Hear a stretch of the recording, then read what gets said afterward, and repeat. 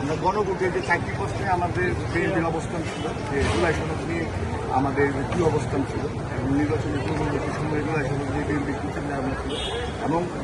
যে জাতীয় ঐক্য হয়েছিল সেখানে বিএনপির অবস্থান, মানে জুলাই সনদ নিয়ে বিএনপির অবস্থান এবং নির্বাচন পরবর্তীতে আমরা জুলাই সনদ আমরা চাই না, সেরকম একটা ব্লেমিং দেওয়া হয়। কিন্তু এটা আসলটা কি, জুলাই সনদে যে ইস্যুগুলো ছিল এবং পরবর্তীতে ইস্যু পরিবর্তন হয়েছে, এটা পরিবর্তন করা হয়েছে, সেটার সাথে সেটা সাংঘর্ষিক বিদায় বিএনপির কী অবস্থান এবং কোন জায়গায় সাংঘর্ষিক হয়েছে সেক্ষেত্রে আমরা এখানে তুলে ধরা হয়েছে। আমাদের নতুন যারা আমাদেরকে এটা আমাদের দলের প্রস্তাবনা এবং দলের অবস্থান এটা পড়বে এবং সবাইকে